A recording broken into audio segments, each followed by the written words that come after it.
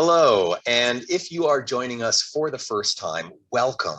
We are Remarkist, communities of fans who watch television shows and movies together virtually, but as if we're in the same room, gathered around the same television. We do this using the Clubhouse app, and we would love to have you join us for future watches. You can simply make an account on Clubhouse and search for our name Remarkist to find our club.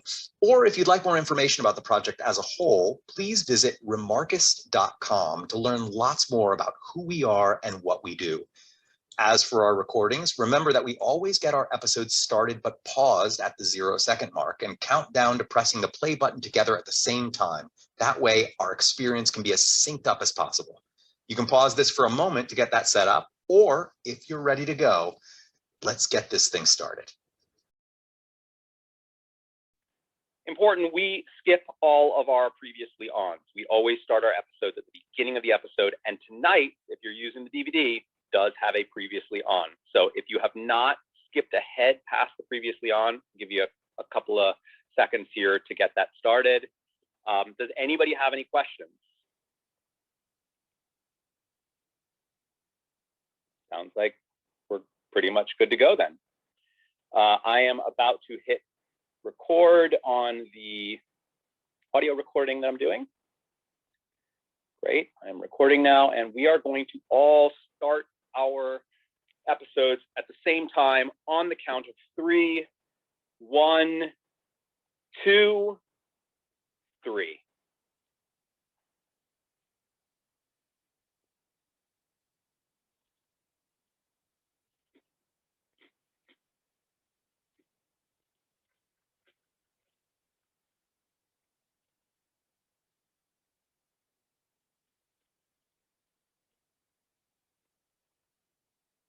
Is what we call a oneer.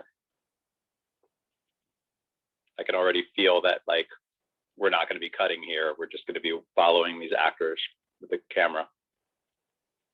And they call that a oneer. I love this opening. It's just so them, and you get to see their life and how they really are. One of my favorite openings of an episode. Yeah, I really love this Who opening. puts their Pop-Tarts in the toaster? Me, everybody. Much wrong. Everybody does. I do. I never have either. It's always weird to me. I don't do it either. Really? No, I mean, literally that's why they're called that's Pop-Tarts. That's the reason why they're called Pop-Tarts, right? Because they pop up out of the toaster. Yeah, I know. I've never done it. Well, I have, but I've never continued to do it after the time. I like it cold. I don't know. I like my Pop-Tarts cold. So I think the question is, who doesn't put their Pop-Tarts in the toaster? And the answer is Emma. Me. I don't Me either before, but when I started watching Gilmore Girls, I already made Pop-Tarts on the. Well, it's like when people put Go-Gurts in their freezer. Those people are nuts. That's the only way to eat a Go-Gurt. But I know this is like for TV, but the amount of time that Pop-Tart was in the toaster did not even remotely make it warm. And I think cold Pop-Tarts are kind of gross. Yeah, agreed.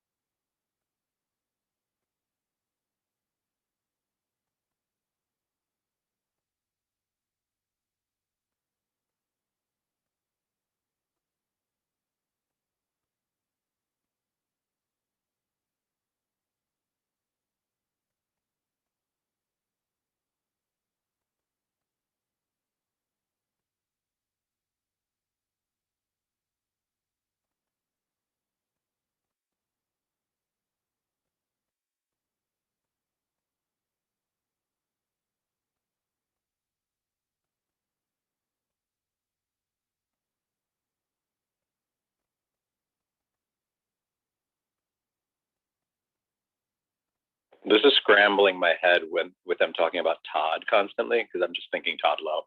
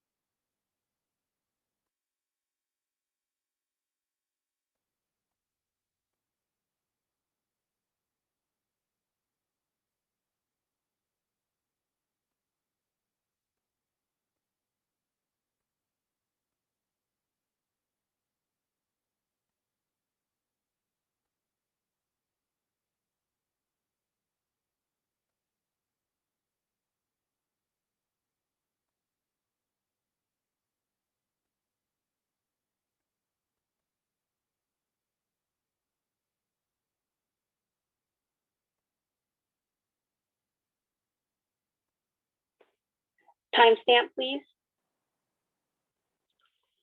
6 minutes 20.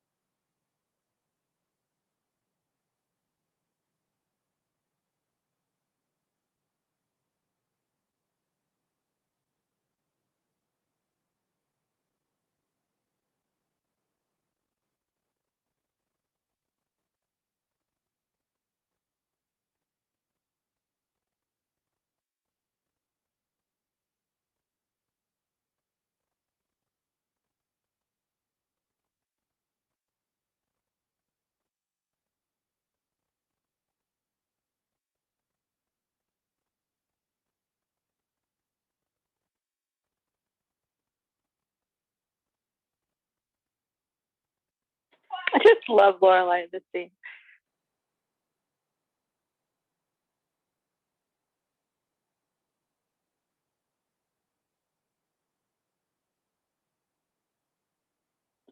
I love Jackson in this scene.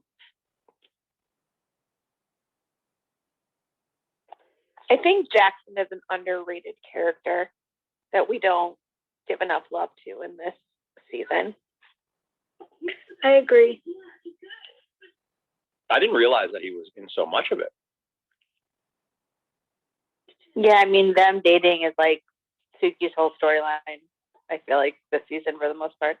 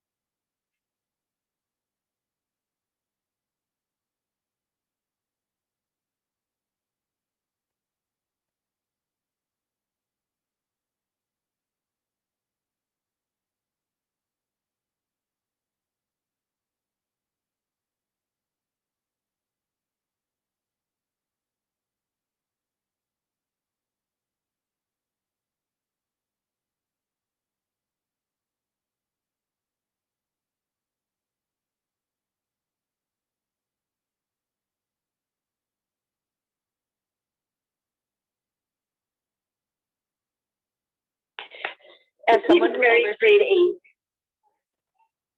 as someone who oversees the kitchen, it's really kind of grossing me out the way she's using that spoon in her hair.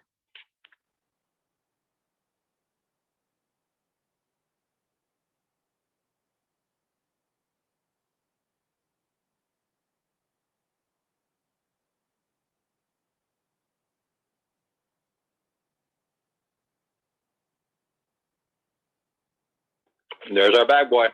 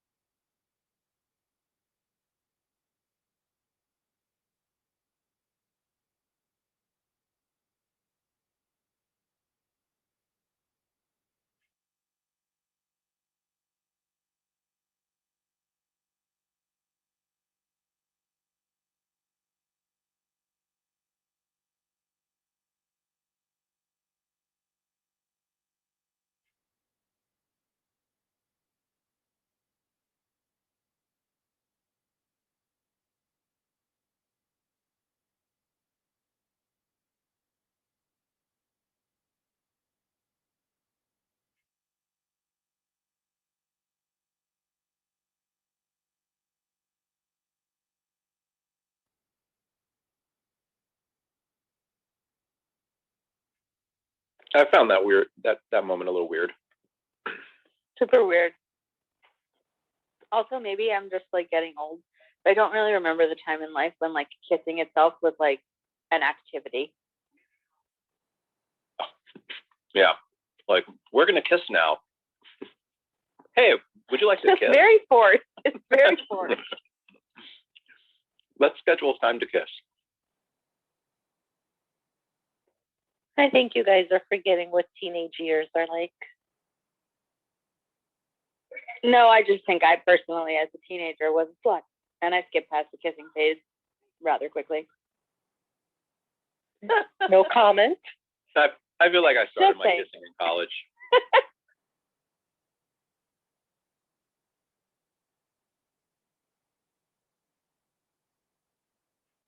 I was a late bloomer when it comes to kissing, I guess. So was I, but I saw Friends, and that's what the same feeling I'm seeing here with Rory and Dean. Michelle's faces in this scene are priceless.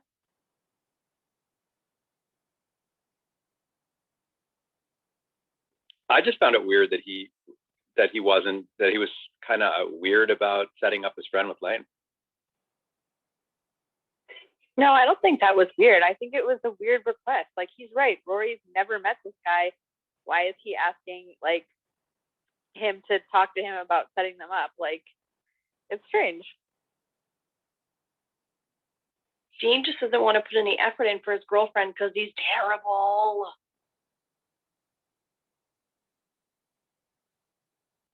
Hey, now.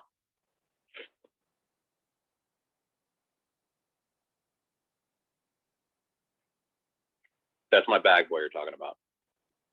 I will never be on Team Dean ever. Can't do it. I liked him in the beginning, but then things changed later on. But yeah, not Team Dean. Sorry, John. He's so sweet right now. Let's just enjoy right now.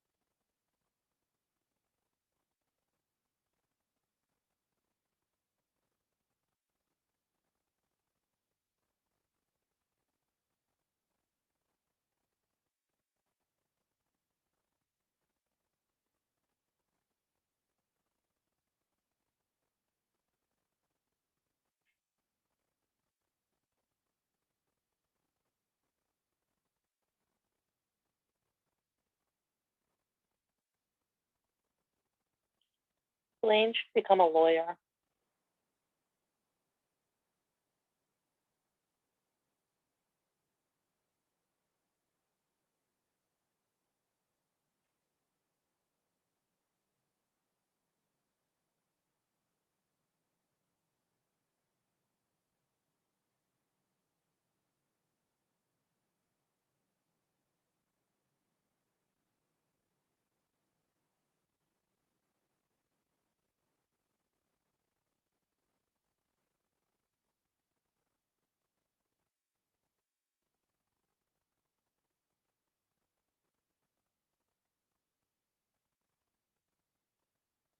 This hair always really struck me as like way overkill for a first date. Yeah, it's wedding hair.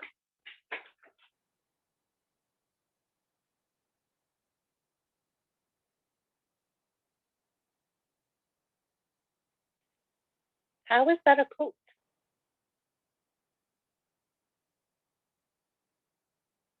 Again, just goes with the theme of them being really unrealistic about the weather. But the wrap is quintessential early 2000s. Like I wore those to homecoming. 100%.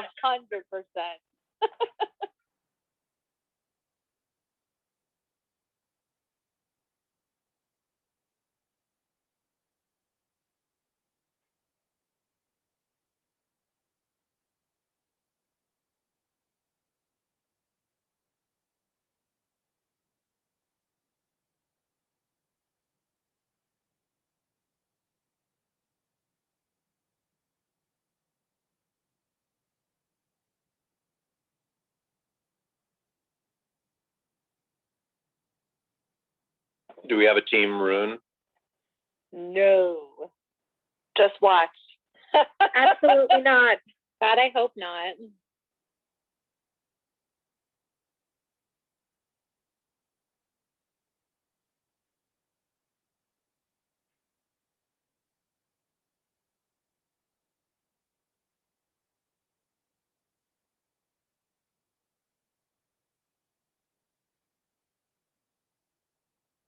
Oh my God, this is very funny.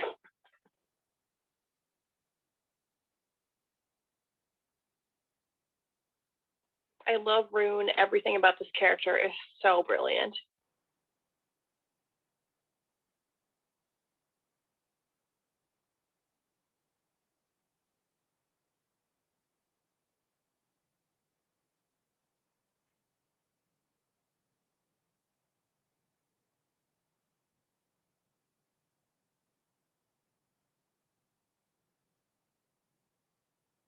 Also, Rune, is that a real name? Or just a TV name? I don't know, but it's brilliant. Definitely fits his personality. Just wait. Lorelai asked the same question.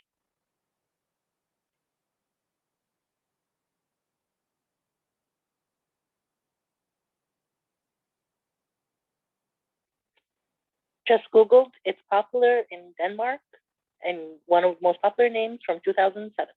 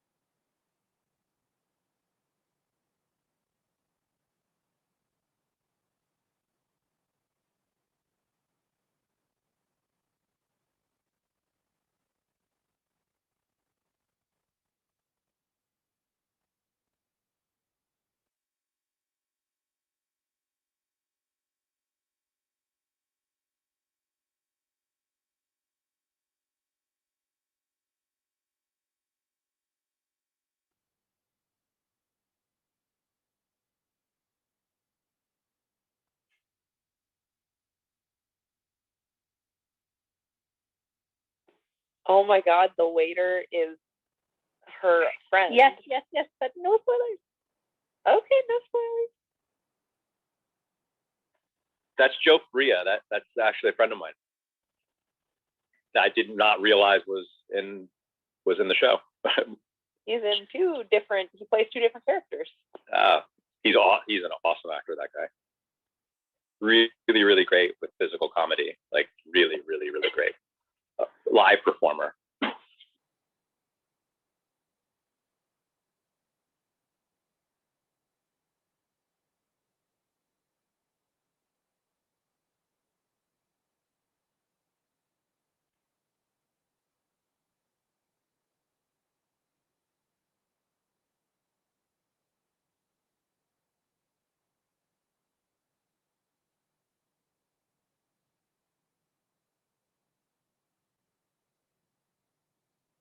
The acoustic version of Everlong is pretty phenomenal.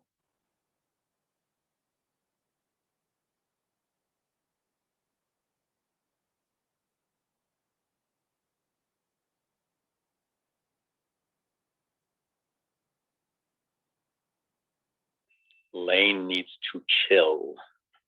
She needs to chill. That's not her style. Or just run her hands through his hair. Although apparently Lane does have a thing for guys with like long blondish hair.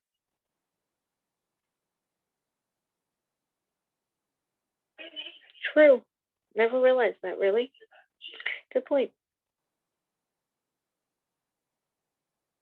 That's definitely a good comeback for folks who say that that Dave versus Todd is that they wish Dave was still there. My point of view is that Dave would have never stayed.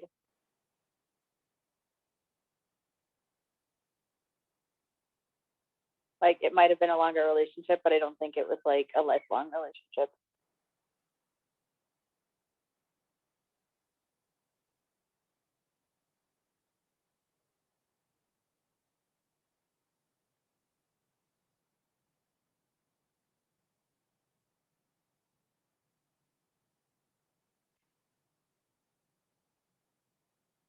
Also, the little newsies, the little newsie cap that Rune is wearing is just hilarious. hilarious.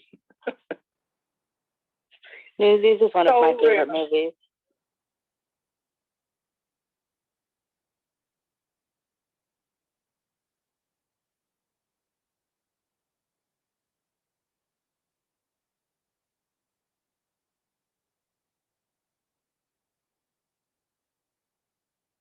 This guy Rune is classic. Hilarious. He makes a comeback at some point.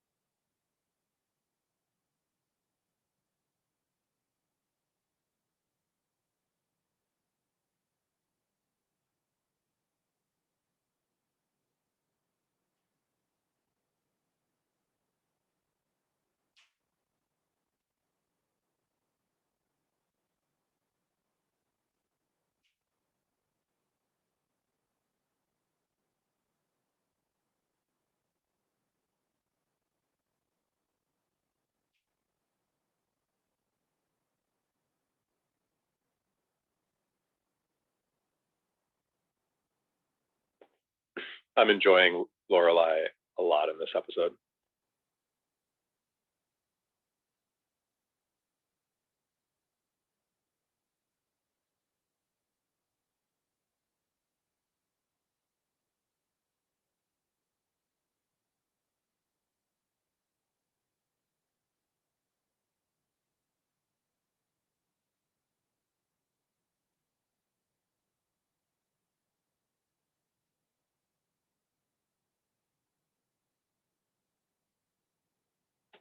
This feels like this was the audition for that character.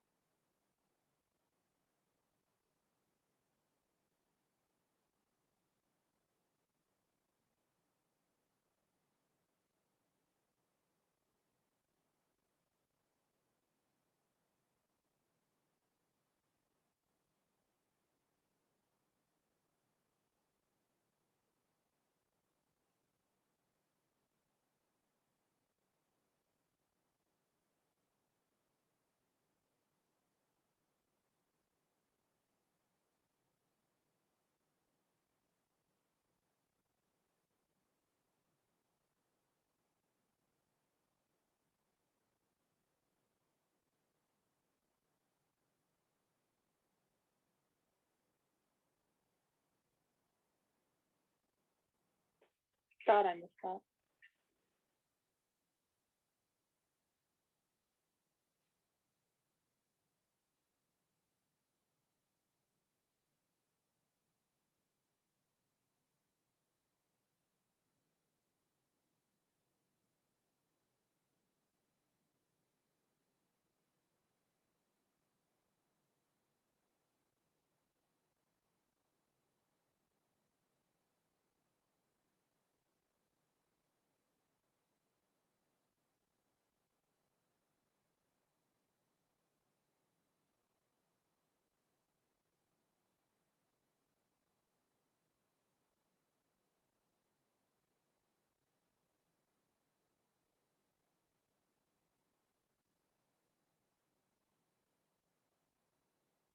The real red vines is a defining factor of He places. was so close.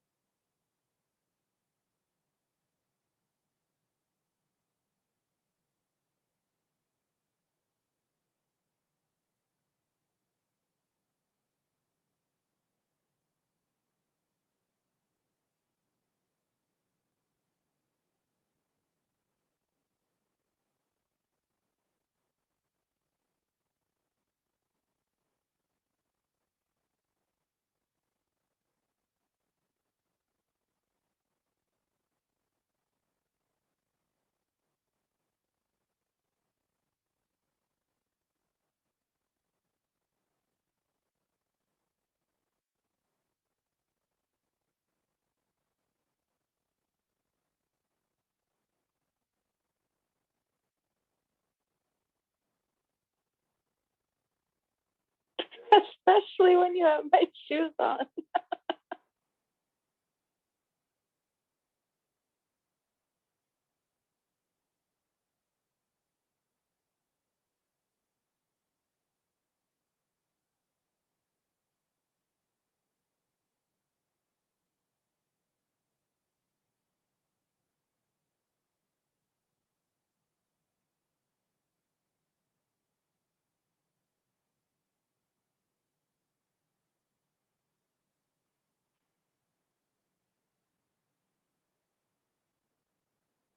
That's the one thing she took out of this entire movie. Yeah, this episode just definitely ranks high for me on the Lorelai scale. Like that, all of that was really good. Like just going back to our parenting conversations, all of that was really, really solid.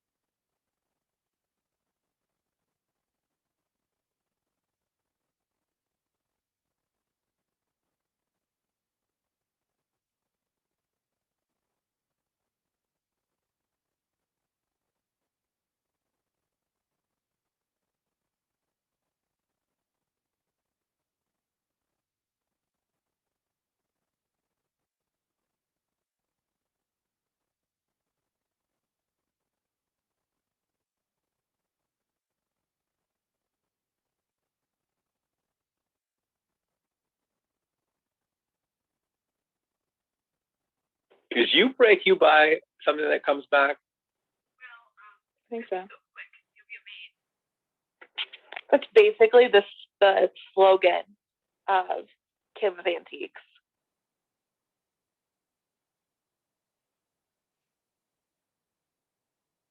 Lane eventually even says it at one point. Spoiler alert, not really.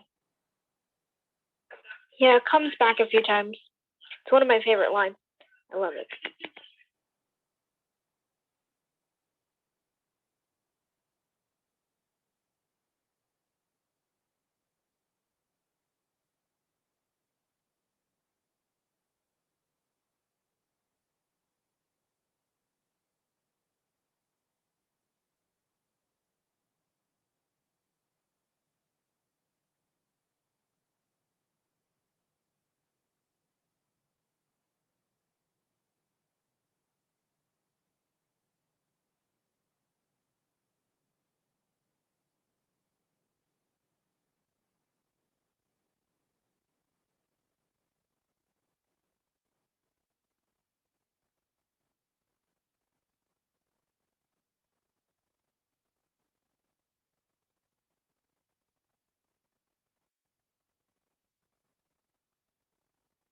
She used we there, which suggests that there's a Mr. Kim. Oh, we have so much to discuss, John. I can't wait to hear your thoughts.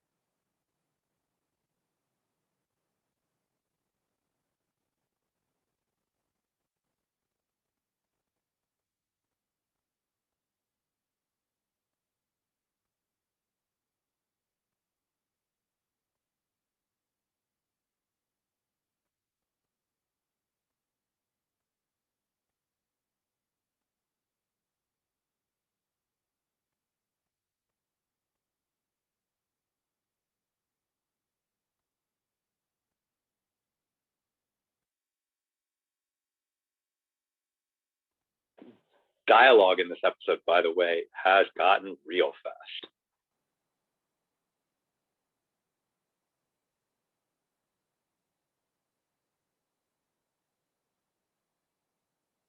I'll actually share my insights on that, on why we went so fast.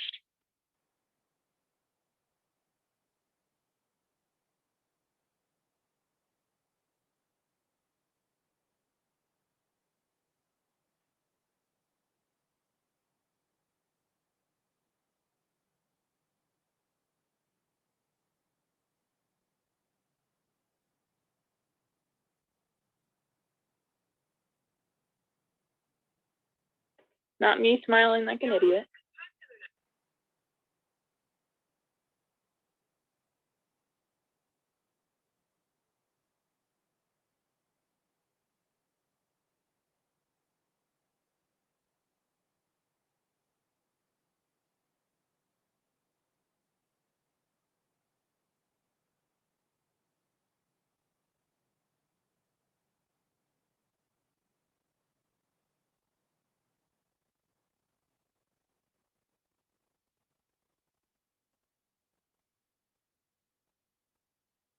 Oh wow, so they're starting this in this season.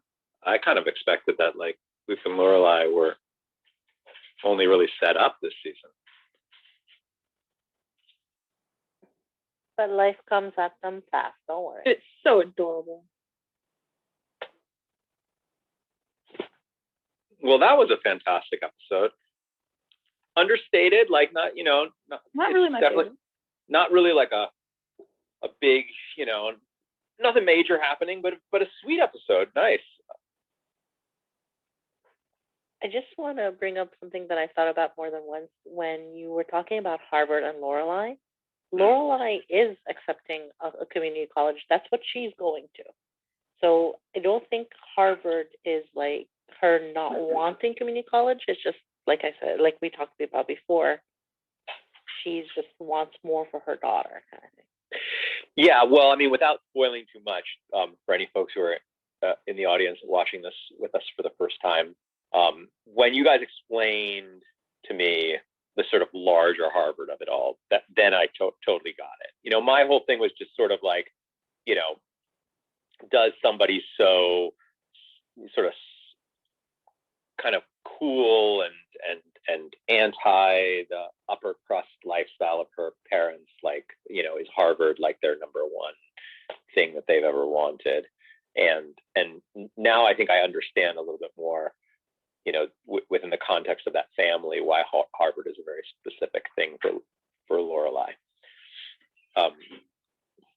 But yeah, I mean, community college just sounds like that's really all that Lorelai could afford. You know, given that she would never ask her parents for money for herself to go to school. Before I forget, did we see Matt Stone in this series? Was he the pizza guy? You mean Joe? There was a guy who delivered a pizza on the night when Rory and Dean were having their date. Remember, a bunch of people were coming by, and one of them was the pizza guy. Joe. Oh, isn't that is that Matt Stone from South Park? No, his name is Brian Burke. For his best. Really? He looked exactly like Matt Stone. I was like, what? Of course, that's I guess a theme of mine. You'll see a lot. I'm constantly thinking that actors look like the guy that I thought was Boss Hogg from Dukes of Hazzard. I just opened the raising hands function, by the way, since the end of the episode. So if you want to raise your hand and come up onto the couch, please do so. Yeah. At this point, anybody who wants to join us can do so. We're going to be chatting here for the next 45 minutes about what we just saw. This episode didn't go too deep in terms of all of the family stuff, but interesting, more lying from Rory, and a bit more straight classic parenting from Lorelai, sans the friend stuff. I feel like there's not too much to say. This is my opinion. John, what was your opinion about the dialogue? You said you had thoughts about the speedy dialogue. Oh, it's not an opinion. It's actually just something that I know.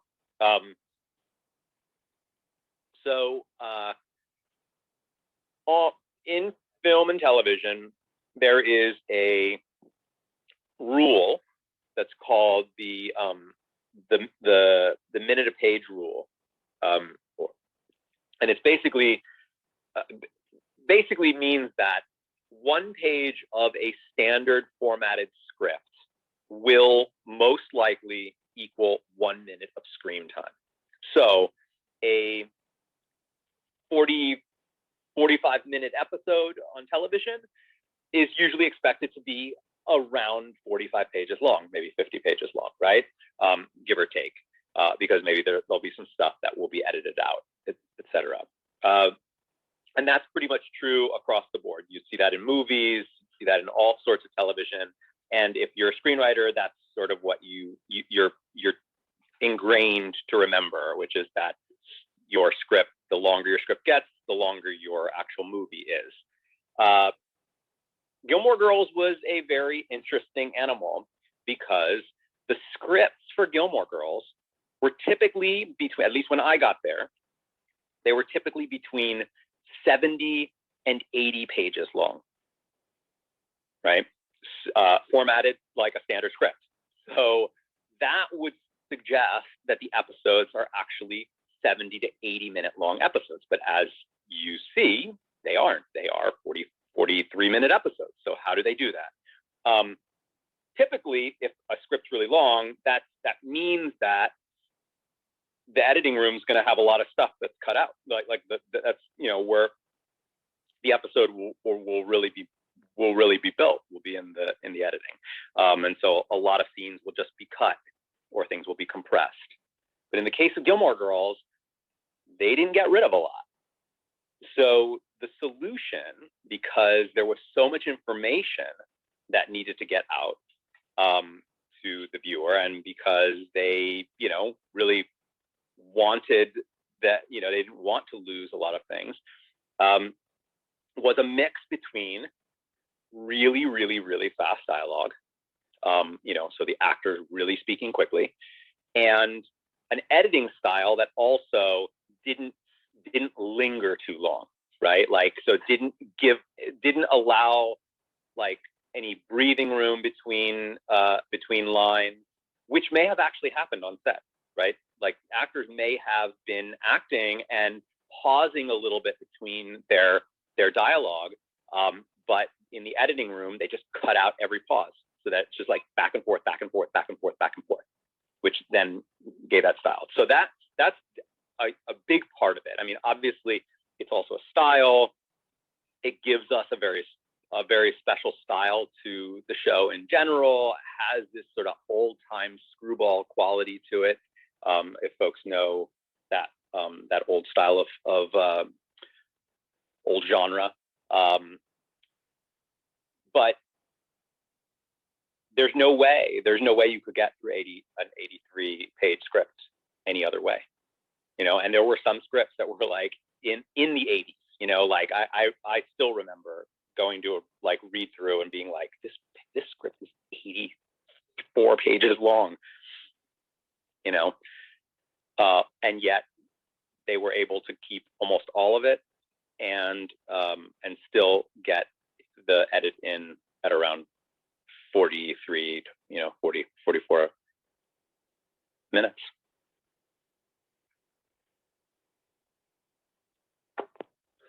So imagine with that time frame, there wasn't a lot of ad-libbing or improvising even allowed. Oh no. Oh no. There was no ad-libbing whatsoever.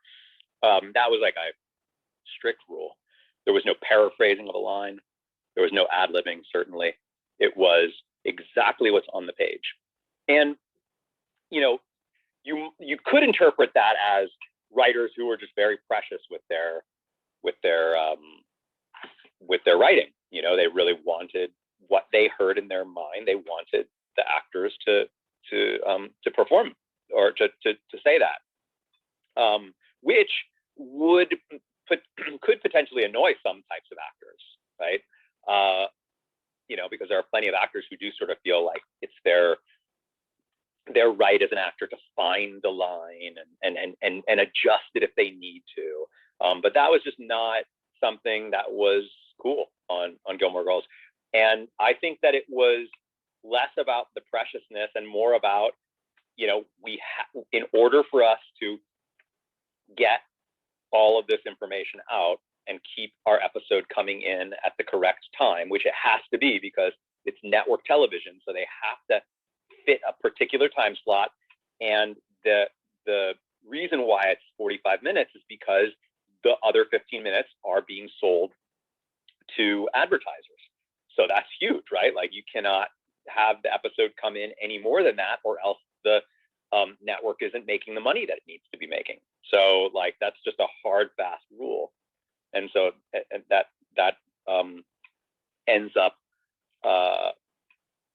it ends up becoming a part of the style of the show. So did you get to know George Bell really well then, the dialogue coach? Oh yeah, I mean that was George's job. That was George.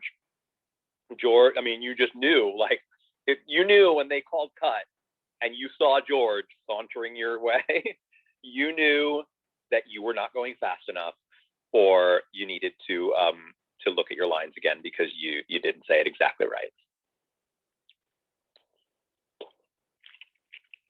Well, I wanted to add with this episode that I just adore Suki and Jackson's relationship. They're so cute and awkward. There were a few things that I just didn't. I mean, I had no idea that Suki and Jackson were not a couple from the get-go. So that's been so fun to see.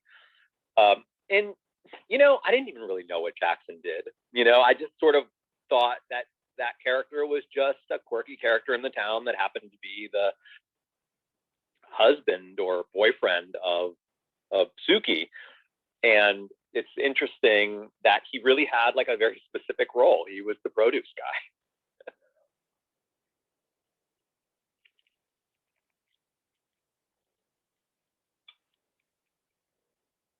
Any other thoughts folks have about this episode? In general, let's just like go around, like, is this considered a loved episode, liked episode? Does it have any aspects of it that are like, important to the fandom?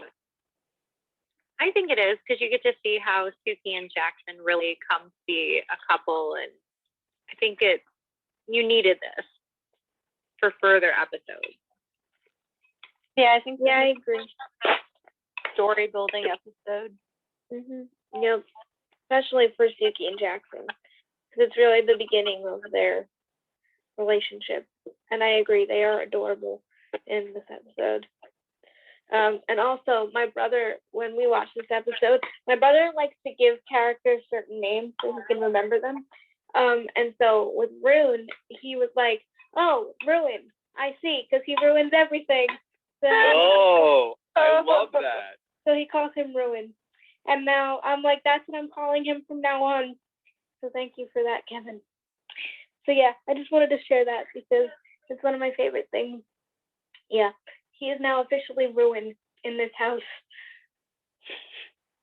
I think it's pretty safe to say that the fandom can agree that Rune is not a well-loved character, or even slightly loved. Like, I think most people will agree that he's not insufferable. So that must suggest that we'll see more of Rune. Oh yes, for sure. Yeah, I think Rune is just like, if you say Team Rune, it's kind of just in jest. Like, it's funny to think about. But I think this episode, like a lot of the first season episodes, they're foundational by nature, so we remember them really well. And like, well, I love that moment of hesitation when Rune's trying to get Jackson to leave with him, and Jackson kind of waffling back and forth, and then Suki's like, "No, stay. We haven't really started our date yet." And he's like, "Okay, Rune, you're on your own." And I was like, "Go, Jackson!" Yeah. I think it's also interesting in this episode, like all season long, we've seen these little in Lorelai, right, hinting at some potential feelings there, and that, suddenly in this episode, Luke tries to ask her out not once but twice. Ah, it kills me. Why? Why does that kill you? Just because it's just like, you're so close, and then just people keep interrupting you. If you had 30 seconds more, we wouldn't have had this problem. But he chickened out the second time. Yeah, he was there. Yeah, that's what I thought. I thought he chickened out. Yep. And you can't get them together too soon or there'll be no show. So that's why they have to prolong it. But yes, it does. It upsets me and hurts my heart every time, especially in this episode. There's a great blooper on YouTube. I was gonna talk about that. Yeah. Yes, tell them. Oh my God, tell them it's so funny. Okay. You can say it did without we- spoiling. Oh yeah. So I don't know if we didn't get up to this episode yet, did we? No. No, but it's okay. Okay, so there's a blooper that happens in a few episodes from now, and Luke and Lorelai are sitting on the bench. They're at a festival, and they're talking. How is this not a spoiler? Yeah, I don't know. I didn't know if I should talk about it because I'm like, I don't. It kind of is a spoiler. Yeah, that's why I'm like, should I? No. So yeah, we'll wait. I'll wait because I don't want to spoil it. But I'll wait till that episode comes. Yeah. But Let's hold off on that one. yeah, It's funny I'm because like, I don't think I should talk about this. I keep saying like oh, let's not talk, let's not or try and resist the urge, and then I'm like one of the first people in the episode to be like, hey, so Todd is kind of an interesting name for this character, given the fact Todd Lowe. Yeah. It's very Zach, difficult. Just putting it out there. I love Zach. Yeah. Team Zach all the way. Hi, I would like to. Hi, I'm Andrea. I would like to bring up let's talk about Lane for a second, because I'm gonna find it interesting to see you watch the evolution of Lane's character and how she's in this young phase of having to lie to her mom. And, from the things later on, obviously her mom does know about her life later on, but now she obviously has to lie to her mom, and we're watching that happen.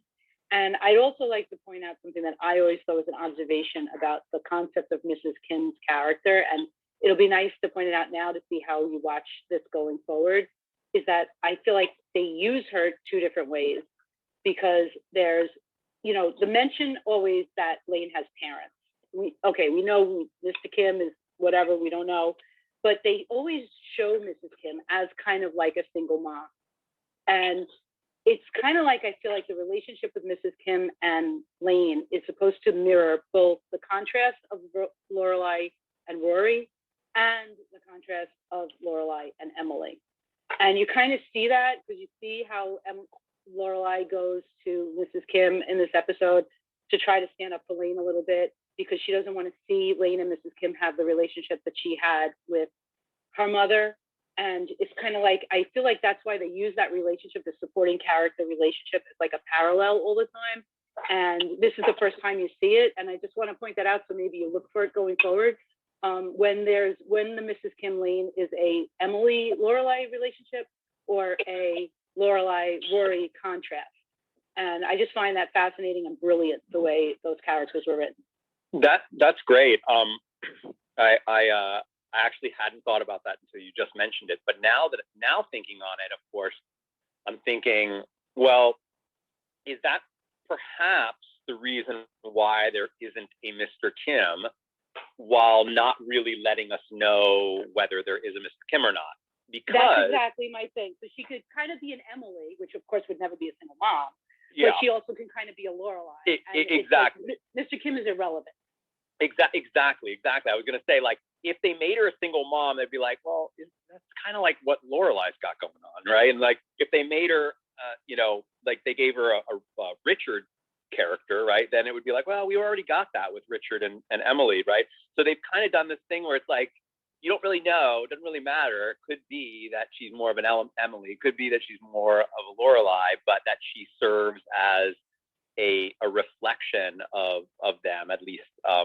Exactly. Yeah, that's why that's cool. I feel like a lot of the times people get hung up on sometimes Mrs. Kim and Lane being inconsistent, where, okay, how come it's okay that Lane's not allowed to do this, but she's allowed to do that? It's because it's fitting the story. This is a supporting character, and because these supporting characters are written so well, you forget that it's a supporting character, and they're there to fit the story. So sometimes it's going to be inconsistency. Sometimes you're going to see Lane sleeping over Rory's house the night of the snowstorm, and then other times you're going to see Mrs. Kim flipping out that they went to a movie, because it supports the story. And as long as you kind of take it in that context, it's just such great writing that these supporting characters are so like integral to the story, as opposed to just like side characters.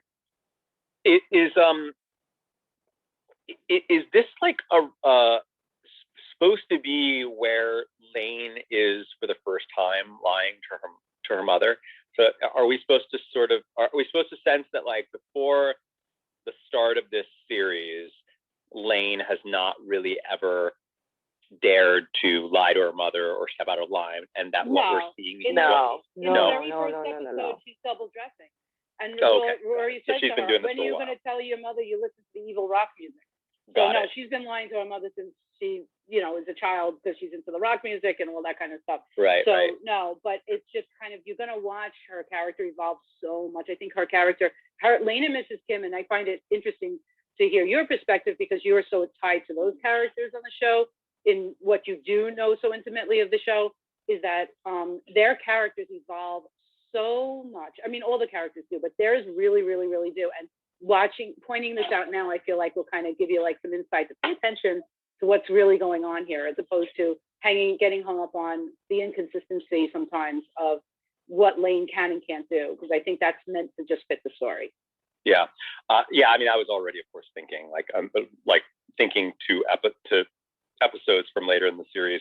I don't want to talk too much on that because I will absolutely spoil any folks who are watching this with us for the first time. That line was so John, so well delivered, and it was so funny. Where she's like, I don't want Rory to turn out like me, and she's like, I don't want her to turn out like Lane to turn out like you either. Was just so brilliantly written and just brilliantly performed. Hey, John, Tasha was flashing her mic for like most of that. Sorry, so I just wanted Tasha. to give her a chance to speak. Thank you. Okay. So it's not like this episode, while it's good and it has good parts, especially with like the beginning of Suki and Jackson. And down the line, Lorelai has a great few lines about their romance story. I kind of think like, to me, I feel like this is maybe just like a filler episode because like nothing too big happened, nothing too little happened. So for me, it's a little bit of a filler episode. So like we can get to like the good stuff. But I will say that I think like, I mean, as far as like the lying and all of that, I feel like that's like so more real than anything else because like kids, I mean, we were all kids at one point. We were all 16 at one point. Like we lied to our parents at one point or another to either for like our benefit or the benefit for our friends and things like that. Like, for example, I lied to my mother of where my best friend was going to be because she didn't want to tell her mom. We kind of had like a Lane and Rory kind of situation where her mother was going to flip her lid. So I didn't tell my mother, she didn't tell hers, and then it kind of like all blew up in our face. But I think that's kind of like what happened. So I feel like Rory was like, we were kind of in a lose-lose situation, but it was good in the long run because Lane finally figured out that Todd is not my person. Yeah, and I agree with that. Even I lied to my parents at one point or another as a teenager, and I was a total goody two-shoes. So I think you're right that that's very realistic. But I also think that this is probably the first time Lane's discussing the implications of a fib versus a lie. And I think this is the first time she, even though she says that she doesn't get that clench in her gut, so she doesn't think she's really like out and out lying. I think this is really the first time she is like flat out lied to Mrs. Kim about something big. So I don't think she said that line yet, but I get what your point is. Yeah. I like how this is kind of the first time we see the consequences of how harsh Mrs. Kim can be. I think that's good. I guess this is the first time she's actually been caught that we've seen. You know what I mean? So we know that she's kind of like a rebel, but this is the first time where she's kind of been busted to see where Mrs. Kim takes it. Hey, really quick, I just want to remind folks, actually, Sarah actually just had to leave. She's been our amazing Clubhouse rules resource in these, because she's just been a veteran of Clubhouse for a while. And she's the one who taught us about the mic flashing thing. For any folks who are new to the stage and are feeling like you don't know how to squeeze into the discussion, between people speaking, I'm not great at it because I'm often not looking at the phone, but hopefully others can watch. We do this thing called mic flashing, and it just looks like this. You're just hitting your little microphone over and over again, and it looks like what I'm doing right now. Look at my avatar. Yeah. So when you do that, you're basically like quietly holding your hand up, sort of to let folks know that you have something to say. And if I'm, off chattering some, rambling on about something and not paying attention to the stream, I would ask that anybody else in the room, just pay attention to anybody who's got their hand up that wants to speak.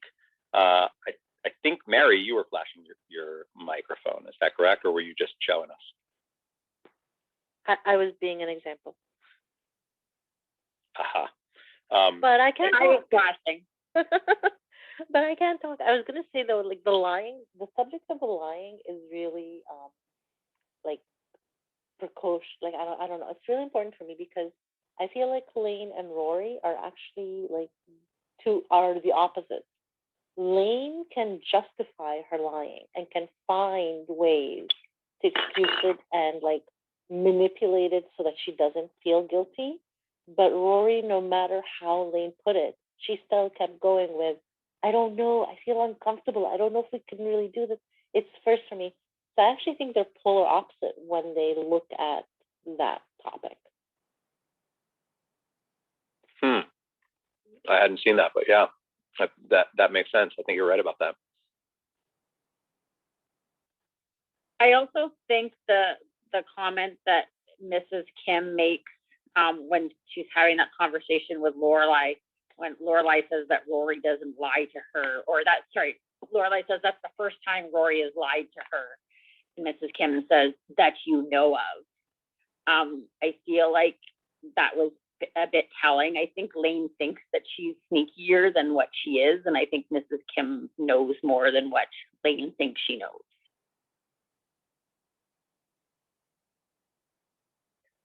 By the way, there's somebody on Instagram Live just asked a question that I think is really good, because it kind of it weaves into something that I said in the episode, because when Dean and Rory were chatting, and Rory was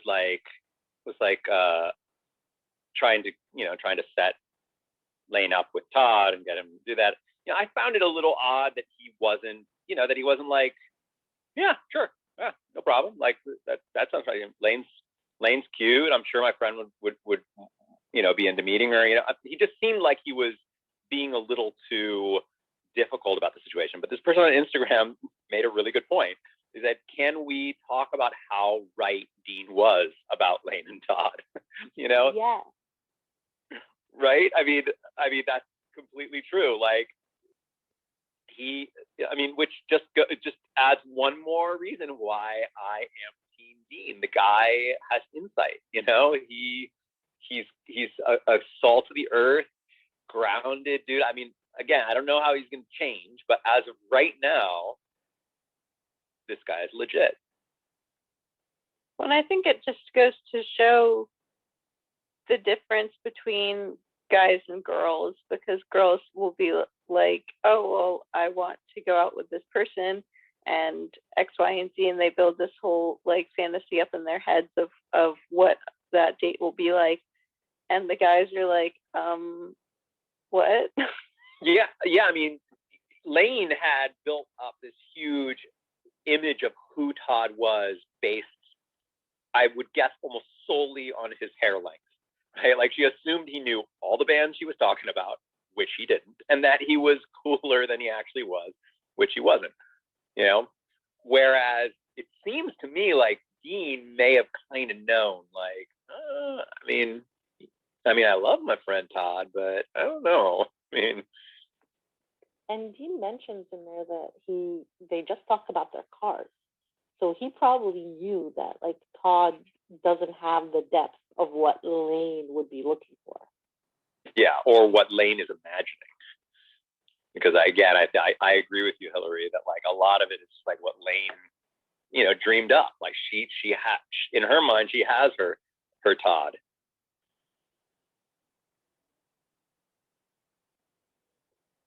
Tasha, thank you. Okay, so like, hopefully I'm not sounding defensive because I'm not. But speaking as like, there's a lot of women in this, on the couch and in the audience. Every woman on here can agree at one point or another we have dreamt about what a guy could be, and like thought of like all amazing things and all of that, and then got to know the guy, and then you're like, wow, that was disappointing. And so I think that's just like what girls do when they're younger. They see a guy, they think they're really cute, and they fall in love with the idea of what he could be. And then when they meet them, guys do that too. Guys do that too. Yeah, guys do that. Guys totally do that. Guys totally do that. I am like so excited to get to season 4, I guess. I can't wait to revisit this conversation when we've got Lane in a different place with different, you know, love interests to talk about, because I think that this will be an interesting conversation at a later time. Yes, I agree with you. And I think it is really funny to see how in this episode or this season, you know, we see that Lane almost has this immaturity about her in terms of her interactions with the opposite sex, because they're, you know, just not very strong. And then I always kind of found it puzzling, like, why doesn't Lane already know things about Todd or know him well enough? Because they probably, you know, interacted with each other at the same small town high school, you know, for 2 years together. Todd maybe was like a relatively new student, starting around the same year as Dean. Even so, I think, you know, she still had several months to perhaps talk to him a few times and even like decide, you know, whether or not she really liked him. And then, you know, we see later the Rich Blumenfeld incident. But I just think that it's really interesting to see the development that she makes throughout the series and how she does eventually become a more mature person in that area of her life. My impression is that she probably didn't speak to Todd at all. Like not once. That the first moment she actually had any vocal interaction with him was standing in that line. That was the sense that I got. That she had really just seen him from afar and thought, that guy is so dreamy. Yeah, I kind of felt the same thing. I can't imagine if she had one conversation with him that in her right mind she would be like, oh yeah, let's double date, because he's so far off from where she is. Well, and she says at the end to thank Dean because if he hadn't set them up, she would still be in love with Todd. So clearly she had no idea. But correct me if I'm wrong, wasn't she getting the information about Dean at the beginning of the season from Todd? When she was telling Rory about it, like Dean was new and from out of town in Chicago and all that. I thought she was getting it from his friend Todd. Oh, yeah, I think you might be right about that. Amy, you have something to say. Hello, I can barely talk. I hope you can hear me. I was going to say, what's so interesting about Lane, and you'll see it as it goes on, not one person she had a crush on or ends up with is remotely similar. Like, they're all so different, in my opinion. And that's one thing I really like about that character, is that every single person that she ends up with is like polar opposite to the person she was with like before, if that makes sense. And I like seeing that, because often in TV shows you see the main or a girl on the show go for someone like so similar. And I like the fact that they are all so different. It gives you the sense that Lane is really just exploring, that she's just constantly exploring and trying to find her way outside of, this stuffy world that she had grown up in, and that goes for the men or the boys that she has been meeting. And also, I think also, well, we haven't seen a lot of it yet, but maybe also just that the things that she kind of, gets into, and like band and, well, we haven't gotten to it yet, so I don't want to spoil it, but I know that there's some other things that people mention that the character gets into and then just abandons. And that might be a character who's just trying to find what's my thing. Except for the hair. Teasing. The hair. Oh, well, yeah. I think I know what you're talking about. Oh no, I mean the long hair on the guys. Remember, you guys were. Oh right. Well, no, I mean the Dave character doesn't have long hair. Spoiler. Uh-oh. Yeah, we'll talk about that when we get to it. We'll talk about it when we get to it. But what was I? I was thinking something I forgot. It's gone. I'm so sorry. No, it wasn't you. It was something I was thinking before all of this. Nikki, you were flashing. Nikki, do you have something? Yeah, sorry, I was having problems with my mute button. Just jumping off of what Diane was saying about, we see the immaturity of Lane in terms of how she is with boys. And it's interesting because really, when you think back, Rory was exactly the same. I mean, when Dean first kissed her in the grocery store, right, like she said, thank you, and ran away. And really, that was only a few episodes ago. And now, all of a sudden, they're like, making out is an activity. So it's kind of interesting how Rory went to being very immature with that stuff to now making out is an activity. When they first have Dean over to the house, you can see that too.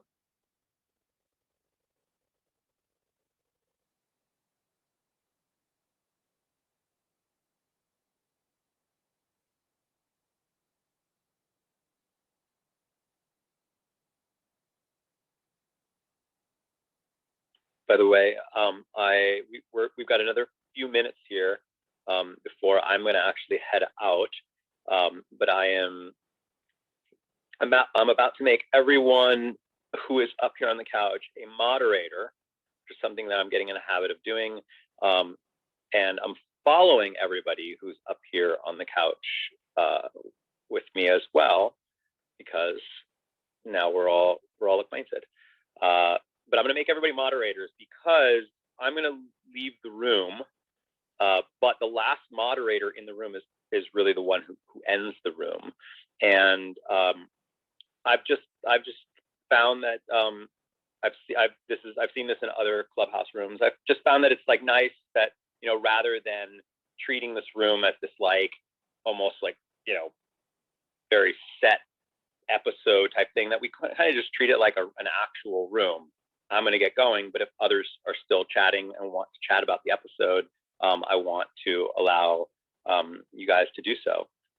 And so if I make everybody a moderator, then, it will just naturally, if some of you have more to talk about with one another, you will. And eventually the room will close on its own. So anyway, any other specific thoughts on the episode that we want to talk about? I just want to know what your input on was. Like, how did you feel like this ranked for this episode so far? Well, I liked the episode.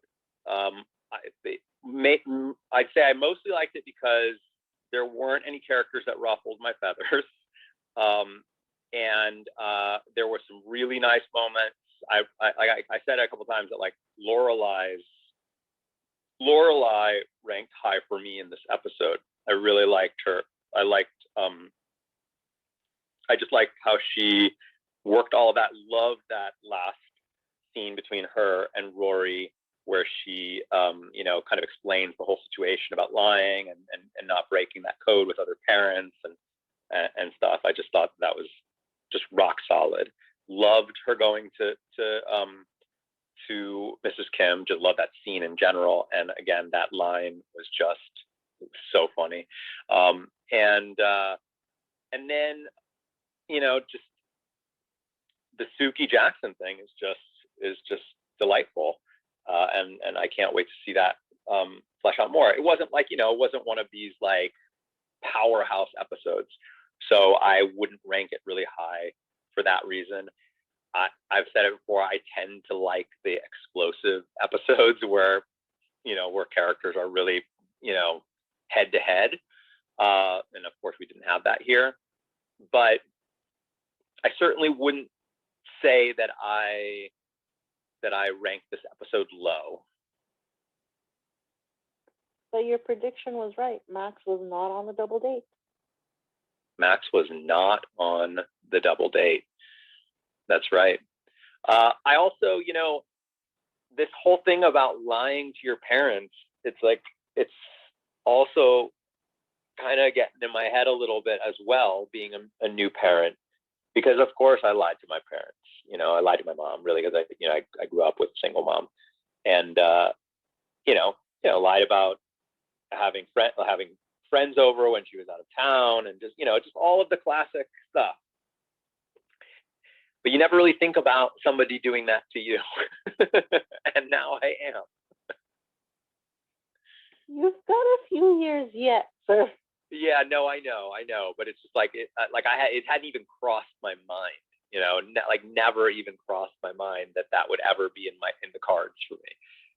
And now, of course, I'm thinking oh, wow, that's going to happen. I mean, I will be lied to by another individual. But anyway, to answer your question, I would say, if my favorite episodes are 10s and my least favorites are 1s, then this would probably be somewhere around a 6 or a 7. What about others? I mean, does everybody feel kind of this episode? I mean, I said yesterday, this is one of my favorite episodes. I just find it so wholesome. That line where she goes, "Bye, Loon," is one of my favorite of the whole show. But also for me, who has quite a strict Christian mother, I like seeing Lane's development almost in it, because growing up with a mum who was a Christian and was quite tough growing up, it's nice seeing a character almost trying to break the rules. It's quite fun, and I've just always loved this episode. It's just one of my favorites, and I have no idea why. Yeah. Also, getting back to the Rory and Lane comparison, with how they sort of relate to lying in general, and to the boy stuff. I feel like Lane is way more proactive about all of that, right? I think that she justifies the lying because she's sort of prepared to do so, right? She's already trying to figure out, how do I get from point A to point B? Whereas Rory, the Dean thing kind of happened to her, right? Dean, appeared there, and he kind of, she was curious, but he was constantly popping out from behind her and all of that, which is a little different from Lane. Lane sees something and it's I want that. Okay, I've got a bunch of obstacles in the way. It's going to require some lying. I don't know if that makes sense. Yeah, no, absolutely. But I think when you saw, I think it was during the episode that you said, "Oh, there's more lying." And I was like, yeah, but it's not really more lying because she didn't want to do it,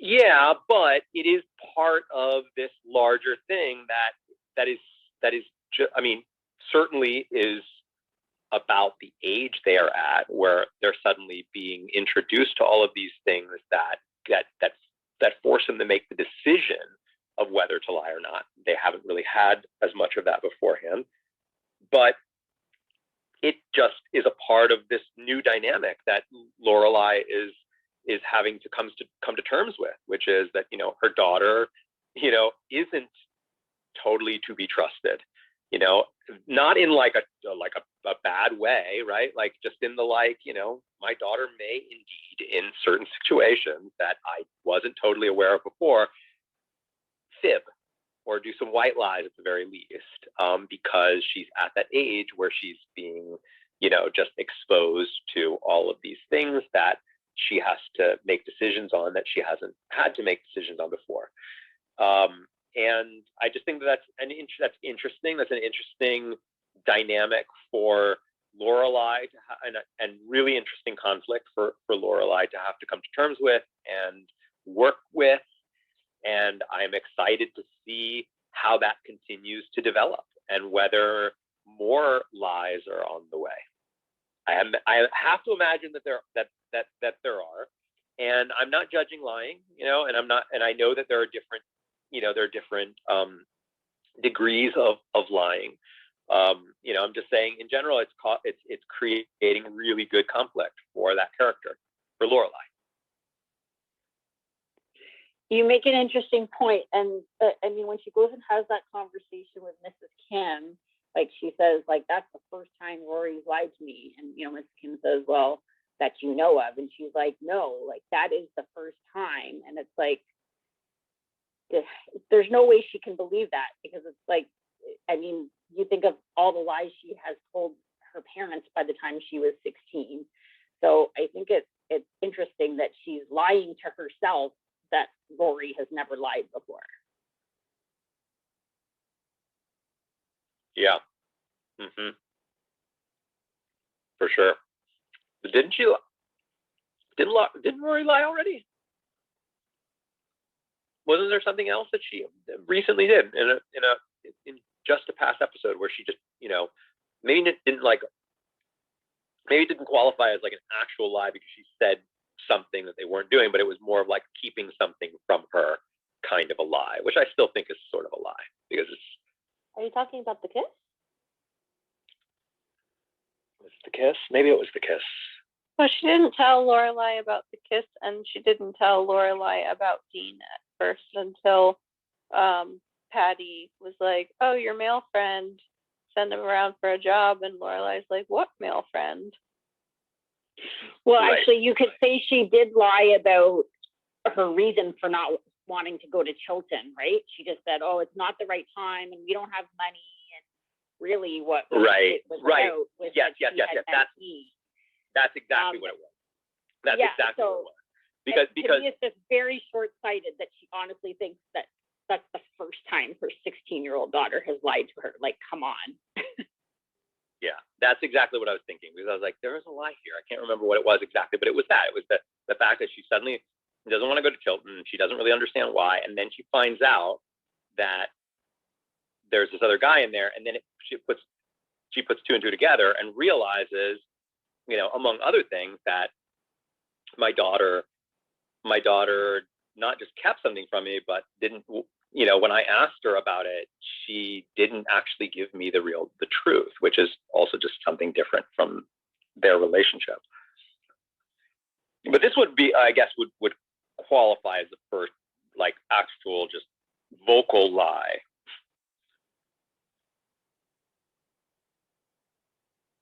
Well, that's interesting. All right. Well, I'm going to actually get running. We're going to be doing another one of these at 3:30 a.m. We call them after hours. So you grab a glass of wine and, you know, just dim the lights. I'm switching DVDs. This is like a kind of for me, it's always an exciting thing when I like switch to the next DVD. It's like it's sort of like the changing of the clocks. I feel like wine at 6:30 in the morning for me would probably be bad somehow. I tried so hard to stay up last night, and I'm such a night owl, and I just crashed. And I heard you talking about having the 8 in the morning one for Pacific time, possibly. And I doubt I can do that one either, but that's okay. Not that you That's make it what right right now. What a lazy person I am. I mean, I set my alarm at 4:03, still slept through the 3 a.m. alarm. And I was just like, how? How do I sleep through an alarm? But I know these are tough. I mean, you know, I mean, I have a something flu and I can't hear anything. So I think that's probably why. But I was just like, I can't believe I slept through it. Like, I want the whole house up, not me. That's a good excuse. I woke up the whole house. Well, it's a good problem for us to have because, you know, I mean, it says something about this show that it has fans all time zones, basically. So we're never going to really find a perfect time for everyone. You know, I'm doing the best that I can to try to. You're awesome. You're awesome. And I just watched them on my own.